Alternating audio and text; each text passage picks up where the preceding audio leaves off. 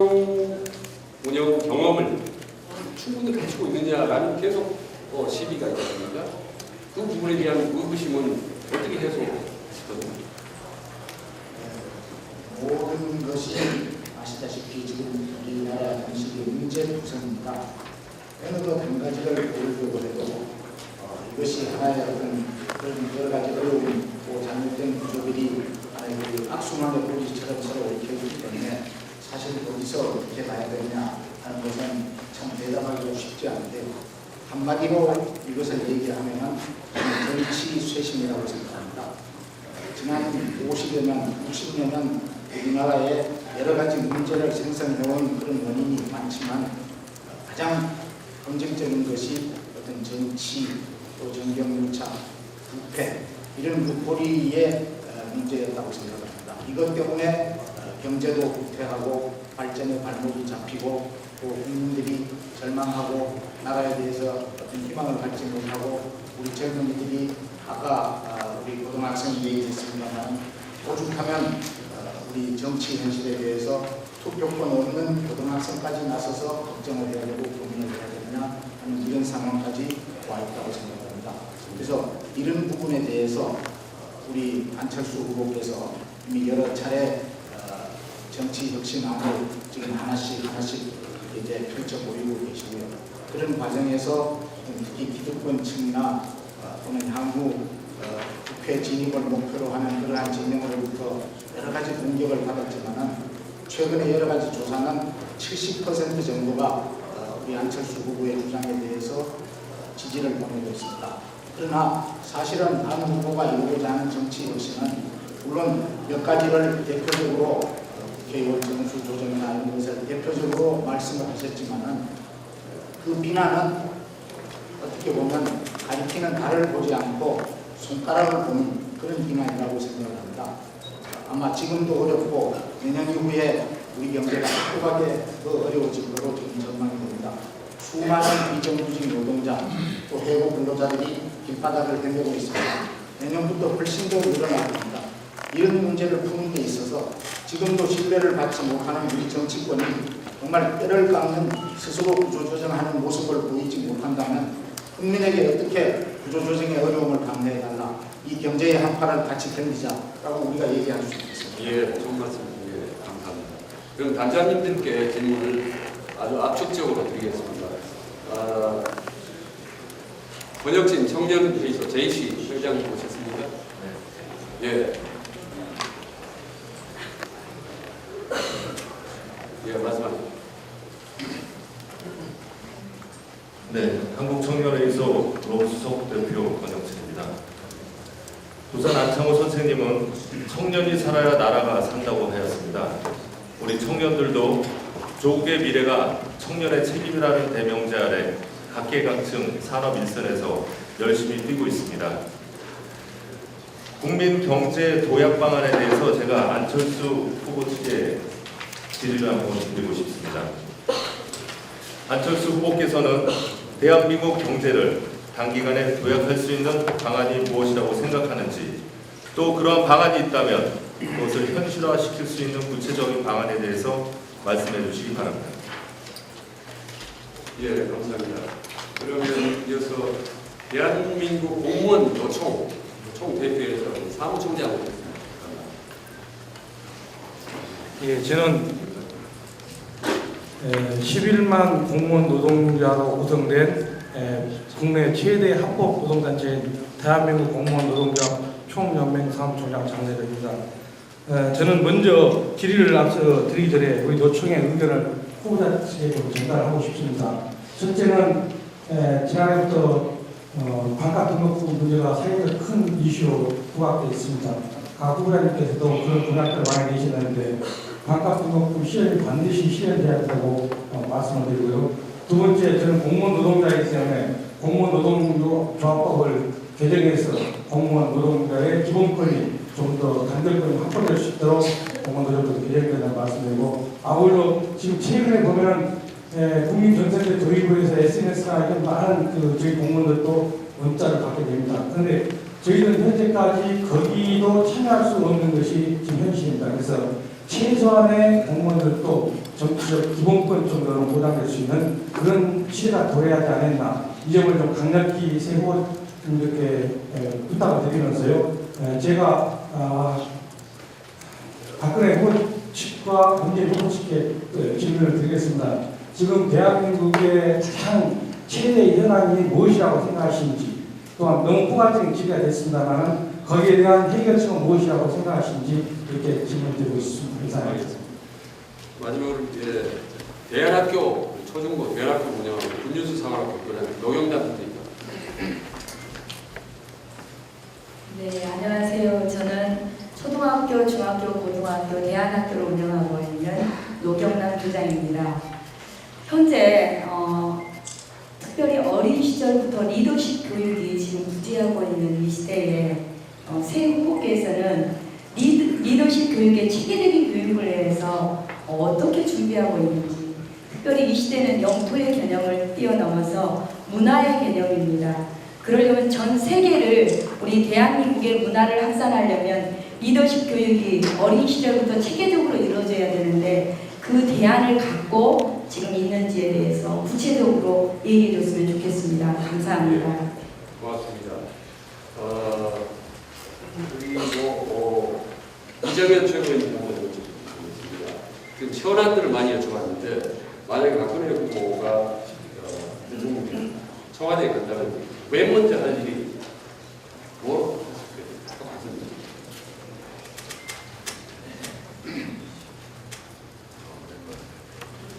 저는 우선 맨 먼저를 떠나서 대한민국 대통령이 가장 중시 여기고 처음부터 마음을 가다듬고 가야 할 것이, 저는 그 헌법을 제대로 헌법적 가치를 실현시키려고 하는 의지를 강하게 가져야 된다고 그렇게 생각을 합니다.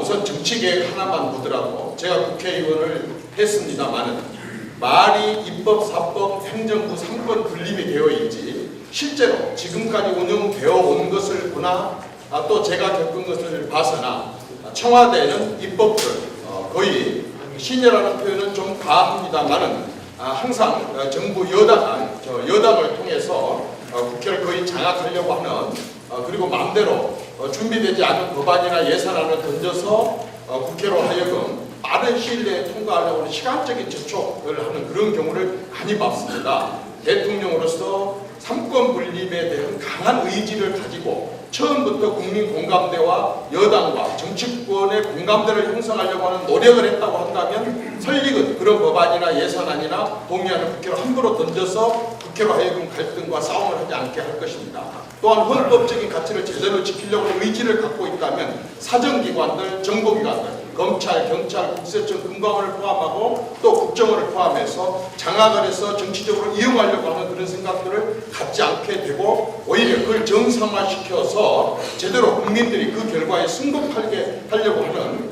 그러한 의지를 갖게 될 것입니다. 저는 우선 대통령이 이러한 헌법적 가치에 대해서 안보도 마찬가지고 그 밖에 다른 부분도 마찬가지입니다. 헌법적 가치를 존중하려고 하는 의지를 가장 먼저 세우는 것이 저는 중요하지 않을까 싶습니다. 네, 감사합니다. 우상호 단장님, 아까 고등학생, 대학생들의 목소리가 높았지 않습니까? 그 젊은 청년들, 이 청년들의 목소리를 참 수렴할 수 있는 어떤 대책을 갖고 계십니까? 네. 먼저 방금 이정현 공보단장께서 깜짝 놀랄 만한 말씀을 하셔서 놀랐습니다만, 대통령이 돼서 국회 입법권을 나는 장악하겠다, 함부로 법안을 함부로 내지 않게 만들겠다, 이런 발상은 이야말로 초헌법적 발상입니다. 입법부는 입법부 할 일이 있고 행정부는 행정부 할 일이 있는 것이지, 대통령이 돼서 어떻게 입법부에게 이래저래 법을 함부로 만들지 마라 이런 말을 한단 말입니다. 그게 박근혜 후보가 대통령이 돼서 제일 처음 할 일이라는 말에 저는 경악을 금치 못하겠습니다. 다시 한번 좀 발언을 수정해 주시고요. 아까 우리 고등학생 말을 들었습니다만, 그렇습니다. 제가 지금 고3, 고1 특공인데요. 학생들 여론조사 해보면 이렇게 나옵니다. 우리나라는 백이 있어야 성공한다. 아버지, 엄마 잘 만나야 좋은 나라. 이렇게 대한민국이 부모 잘 만나야 성공하는 세상이라는 그러한 인식을 가지고 성장하는 한 대한민국은 공정하고 정의로운 사회라고 그렇게 믿지 못할 것입니다. 그런 사회에서 자기가 아무리 열심히 한들 무슨 미래가 있겠냐, 이런 절망이 우리 청소년들 사이에 또 대학생들에게 많이 지배하고 있는 것 같습니다. 또 결국은 특권과 반칙이 좌지우지하지 않는 공정하고 정의로운 대한민국을 만들 수 있다는 희망을 만들어주는 것, 이것이 청소년에게 제일 중요한, 어른들이 해야 할 제1의 과제다 생각하고요. 입시제도의 큰아들 때문에 요즘 찾아보니까 이게 입시제도가 너무 어려워가지고 부모들이 공부를 해야 돼요. 학원 가서 과외를 받아야 할 정도로 입시제도가 복잡합니다. 과도한 입시 제도 때문에 오는 과도한 부담을 걸어주고, 학생들이 아주 우수한 학생들 경우에는 또 다른 대책이 필요하겠습니다. 보편적으로 반에서 누구나 1, 2등 할 수 있는 게 아닌데 아이들을 너무 경쟁 위주의 교육제도로 몰아넣는 것, 이것부터 저는 고쳐야 된다 생각하고요. 역시 대학을 나오지 않아도 중소기업의 첫 번째 직장 가질 수 있다는 일자리에 대한 희망을 만드는 것, 이것이 저희 정치권이 해야 할 제1의 과제가 아닌가.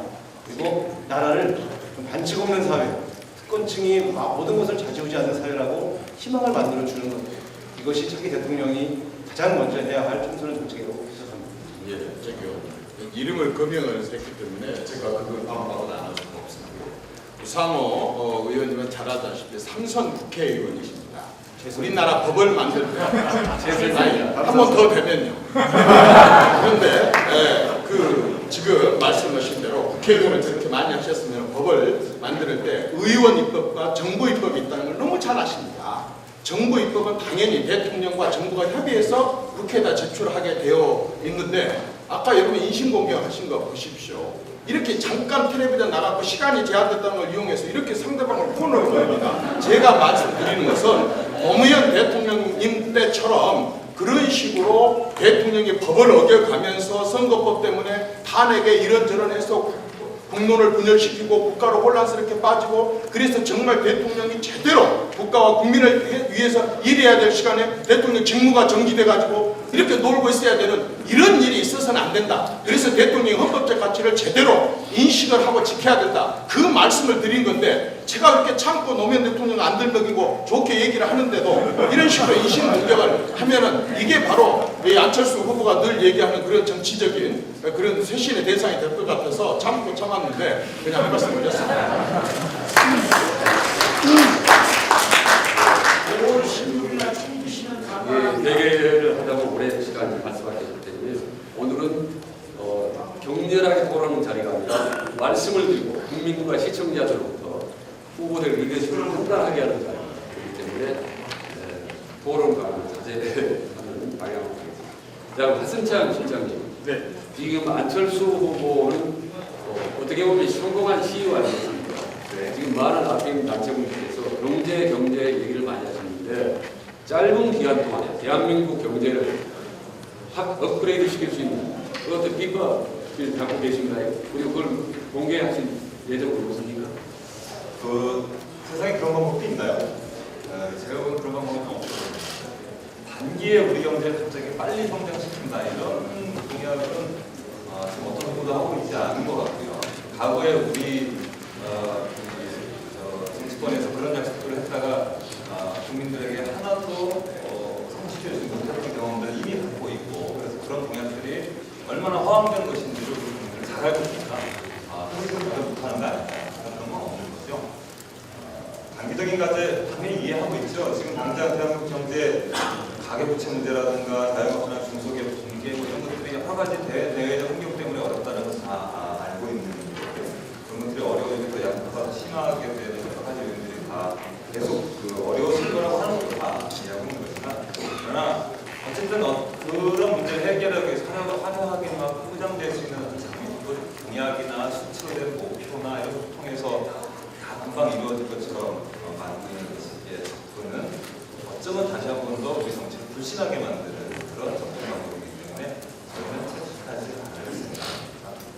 예, 고맙습니다. 그러면 막간이 잠깐 멀리 미국에서 오신 분 있습니다. LA에 있는 재미 동포 방송 라디오 서울이 저희 오늘 내용을 녹화해서 미국에서도 방송할 예정입니다. 혹시 앵커 전 본부장님 보셨습니까? 예, 자리에 안 계신가요? 예, 그러면 한번 보니까 앞에 노래 띄는 분이 한 분 있는데 지방자치단체 장입니다. 인구 100만의 고양시장 잠깐 오셨는데 어떻게 하면 지자체 리더십을 잘 발휘할 수 있는지 질문 한번 드립니다. 네, 반갑습니다.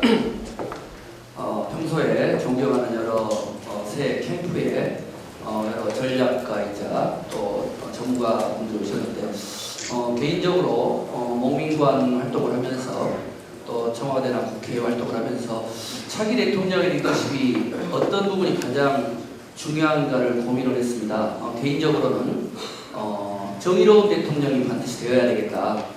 특권과 재벌을 위한 그런 부정의한 대통령이 아니라 정말 서민과 중산층을 위한 정의로운 대통령, 그리고 통합의 대통령, 또 소통할 수 있는 대통령, 또 남북의 평화 시대를 이끌 수 있는 평화 대통령, 그리고 청렴한 대통령, 이런 5가지 대통령의 자격, 이런 부분들을 개인적으로 상당히 중요시하고 있는데요. 우리 새 후보 진영의 우리 전문가 또 전략가 분들은 자신의 대통령 후보가 어떤 대통령의 리더십, 어떤 대통령의 자격을 가장 중요시하는지, 그리고 또 실질적으로 그러한 리더십을 위해서 어떤 노력을 기울여 왔는지 그 부분을 좀 말씀해 주시면 국민들이 판단할 때 단순한 리더십에 대한 언급이 중요한 것이 아니라 소중하게 생각하고 있는 리더십의 자격과 조건을 위해서 어떤 노력을 기울여 왔는지에 대해서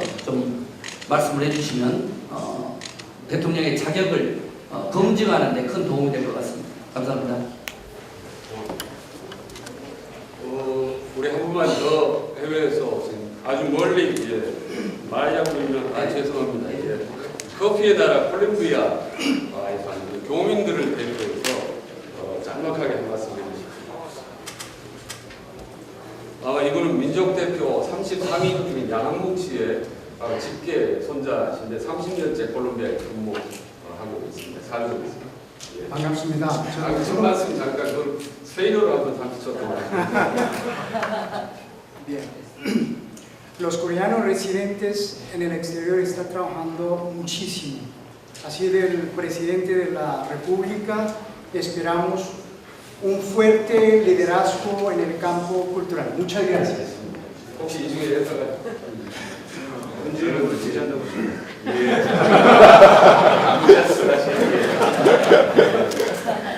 우리말은 뭐라고? 네, 저처럼 사실 해외에서 활동하고 있는 중남미뿐만이 아니고 세계 곳곳에서 많은 한국 동포들이 아주 뜨겁게 눈물나게 일하고 있는 것은 선거의 캠프단뿐만이 아니고 여러분도 잘 아실 것입니다. 또 그리고 우리 한국 동포들이 지금처럼 무역이나 경제 부분뿐만이 아니고 학술 또 문화사업의 일까지 아주 광범위하게 주류 사회에서 활동을 하고 있습니다. 그래서 차기 대통령에 당선되시는 분은 해외에 있는 동포들이 정말 마음껏 일할 수 있도록 강력한 문화 리더십을 발휘해 주시기를 제안한 바입니다. 감사합니다. 예, 고맙습니다. 자, 질문들 많이 해주신 이 질문을 다 답변 드리면 시간이 좀 제한적이어서 오늘 반드시 다음에 추후에 서면이나 설명을 드리겠습니다. 그래서 이제 마무리 시간인데요. 그동안 아마 많은 방송에서 토론들 하고 격렬하게 얘기를 했을 텐데 이 자리에 특별하게 제가 주문을 한번 하겠습니다.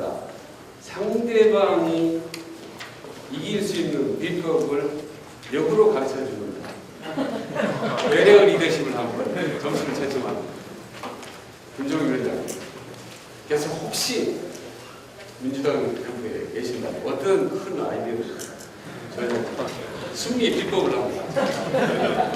승리 비법을 지금 야당으로서는 당연한 가장 중요한 문제가 후보 단일화를 가지고 어떻게 대학 그만이겠어요. 후보 단일화가 되지 않고 세 사람이 다 대통령 후보까지 가져가고 제가 보기에 새누리당의 승리라는 명확하다. 그 다음에 야당에서도 잘 보여야 파악을 하고 있다고 생각하는데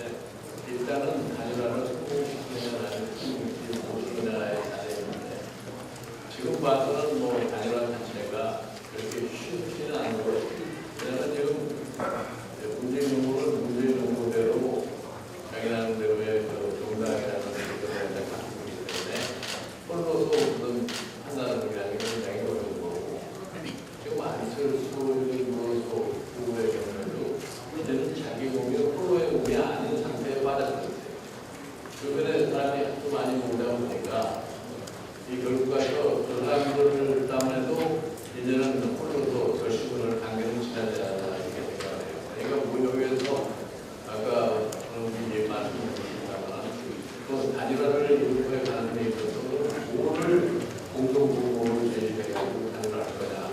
이 점에 대해 일단 보시면 먼저 그런 것이 이번 대통령 선거를 끌어가는 최선의 방식이 아니겠느냐. 예, 아주 따뜻한 전략. 박영선 새누리당이 느낄 수 있는 전략입니다. 아마 박근혜 후보가 세 후보 가운데 가장 강자일 것입니다. 지금 지지율 안철수 후보보다 더 강자. 네, 왜냐하면 지지율도 3자 대결로 보면 제일 높고요. 또 정치도 제일 오래 하셨고 또 국회의 의석도 과반 의석을 가지고 있는 집권 여당입니다. 그런데 제가 생각하기에 강자에게 가장 중요한 것은 포용력이라고 저는 생각합니다. 제가 17대 초선 의원 시절에 열린우리당도 국회 과반 의석을 가지고 있었습니다. 근데 그 제일 후회되는 것이 그 당시에 한나라당을 저희가 포용하지 못했다는 것입니다. 그래서 소수 약자를 배려하고 또 포용하는 힘 그것이 좀 부족하지 않나 저는 그렇게 생각하고요. 아까 이정현 의원님 말씀을 제가 정확하게는 기억을 못하겠습니다만 박근혜 후보가 대통령이 되면 의원들의 입법권을 제한하겠다는 취지의 그런 말씀이셨는지 제가 확실히 모르겠습니다만 만약에 그렇다면 이거 굉장히 위험한 건 아닌가 저는 그렇게 생각합니다. 왜냐하면 미국의 경우에는 정부의 입법권이 없습니다. 그러니까 상권분립이 가장 잘 돼 있는 대표적인 나라가 미국인데요. 국회의원만 입법을 할 수가 있죠. 그리고 행정부와 사법부 이렇게 해서 서로 견제와 균형이 맞춰질 때 그것이 바로 제대로 된 민주주의이기 때문에 저는 이 문제와 관련해서는 국회에 대한 기능과 또 국민의 감시 능력 국회의원들이 결과적으로 행정부를 감시하게 되는 것이니까요. 그리고 아까 이 플로어에서도 그 관시와 관료주의를 어떻게 앞으로 막아낼 것인가 하는 질문을 하셨는데 그거와 관련해서 저는 정부의 입법권을 오히려 제한하는 그러한 쪽으로 가야 되지 않나. 그것이 우리가 21세기에 추구하는 참된 민주주의와 선진국으로 가는 길이 아닐까 그렇게 생각하고 있습니다. 네, 고맙습니다. 단장님, 다른 분 후보 이길 수 있는 비법을 한번 말씀해 주시죠. 두 분께 다 말씀드립니다. 우선 어느 쪽에 더 말씀을 하고 싶으십니까? 새누리당의 경쟁적이기 때문에 새누리당 이길 수 있는 비법을 새누리당이 안철수 후보가 늘 브랜드로 내세우는 것이 진심입니다. 실제 모든 것을 진심으로 다 이루었는데 이 시대에 가장 중요한 어떤 하나의 리더십의 요체가 있다면 소통과 공감일 거라고 저는 생각합니다. 그런 면에서 박근혜 후보님께서 요즘 무슨 이유인지 모르지만 우선 당 내에서부터 정부와 의사소통이 이루어지지 않는 공통의 후보 이런 이미지를 많이 보시고 계시는데요. 그것이 꼭 옳은지는 모르겠습니다. 저는 수첩 공주라고 해가지고 우리 수첩에 기록을 하고 다니시는데 그것은 이제 저희 안철수 후보님도 똑같으시죠. 그런데 보통 요즘 이제 국민적으로 소통을 접근할 때 소통을 위해서 윗사람이 가져야 될 가장 중요한 덕목이 경청하는 거라고 합니다. 근데 경청을 기술적으로 잘 할 수 있고 또 상대방에게 내가 경청하고 있다는 것을 보여주는 좋은 방법은 상대의 말을 메모하는 거예요. 그래서 저는 박근혜 후보님은 수첩공주라는 그 명칭이 굉장히 불통의 후보가 아니고 상당히 좋은 이미지가 될 수 있다고 생각을 하는데 다만 그러한 것이 실제 일어나는 현상들을 보면은 좀 선거용으로 소통의 이미지를 자꾸 이렇게 확산시키지 실제 소통은 안 되지 않느냐. 그래서 특히 젊은 세대들에게 좀 이렇게 아직 지지를 받지 못하시는데 그런 소통의 이미지를 정말 진심으로 진정으로 하는 그런 모습을 강화한다면 상당히 도움이 될 것 같습니다. 네, 일단 생방송은 마감할 시간이 됐습니다. 이후에 그대로 촬영을 해서 이건 녹화로 방송된다는 말씀을 드리는데 클로징 멘트를 일단 해야 될 것 같습니다. 자, 오늘 토론의 사안은 대결과 부딪히는 자학이 아니라 국민들에게 후보들의 리더십을 대신 알리는 자리입니다. 국민들은 이 짧은 시간 동안 얼마나 후보들의 리더십에 대해서 판단하셨는지 모르겠습니다. 아직도 여전히 국민들은 머리가 복잡하고 판단을 못하는 분들이 많을 거라고 생각합니다. 그리고 누가 대통령이 되면 나와 무슨 상관이 있느냐라고 생각하는 분들도 있을 겁니다. 그러나 우리 국민은 늘 현명했었습니다. 올바른 판단을 했었습니다. 그래서 오늘 이 자리가 국민들께서 현명한 판단을 하실 수 있는 그 작은 평가 자리가 되기를 간절히 바랍니다. 오늘 이 소중한 자리를 마련해 주신 연합뉴스 TV에게 새삼 감사의 말씀을 거듭 드리면서 자, 오늘 이 자리가 국민들 현명한 판단을 이루는 작은 고생이나마 됐으면 바라는 마음이 간절합니다. 자, 여러분 2012년 불과 한 달 50일 정도는 새로운 국가 대통령이 출범합니다. 그 사람은 우리 대한민국 미래를 앞으로 5년을 이끌고 그리고 50년 동안의 미래를 좌우할 겁니다.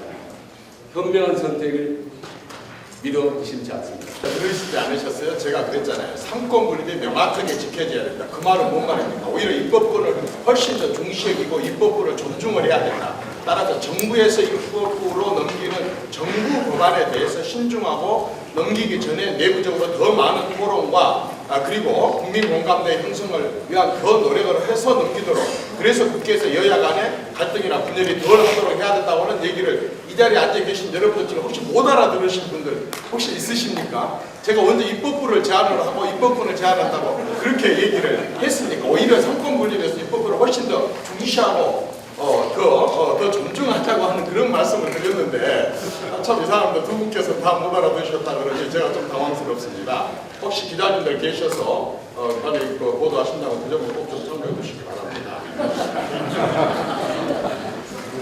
안철수 후보 보겠습니다. 실질적으로 지금 민주당과 단일화 논의가 어느 정도 단계까지 가 있나요? 아까도 제가 말씀드렸습니다만 실질적이라는 것이 어떤 의미는 안철수 후보께서 정치 쇄신, 정치 교체가 대단히 중요하다. 물론 그렇다고 정권 교체의 중요성을 절대로 폄하하는 것은 아닙니다.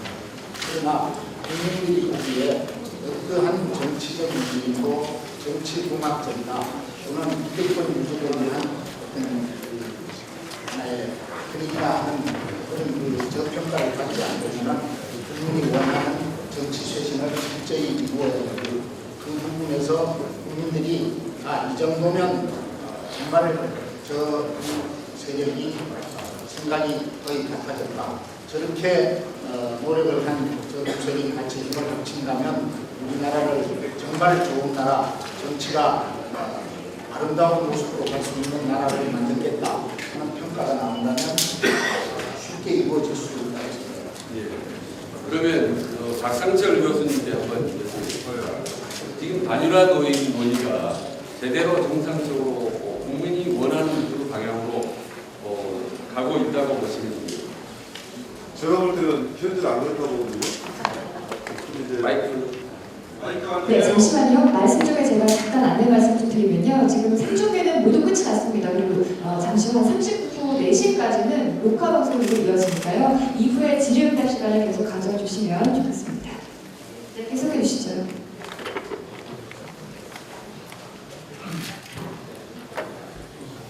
저는 이제 안철수 후보 측하고 문재인 민주통합당 후보 측한테 아쉬움이 있다면 지금 후보 단일화가 시기가 좀 빠르다고 볼 수는 있다고 봐요. 안철수 후보 측에서 보여줄 건 보여줘야 되고 11월 10일까지 공약 정책을 마련하는 거지 않습니까? 그런데 이 국민들이 볼 때는요, 단어를 어렵게 생각 안 했으면 좋겠습니다. 정권 교체를 하기 위한 수단으로 단일화를 한다라고 이야기해도 됩니다. 그리고 정권 교체라는 것은 많은 세상을 변화시키고 바꾸기 때문에 그 안에 가치 같은 것이 다 들어가 있다고 저는 보거든요. 그래서 단일화는 그렇기 때문에 국민이 같이 하지 않는 단일화는 아무 의미가 없습니다. 4월 10일 총선 때 야권 연대 단일화나 아무 효과도 없지 않습니까?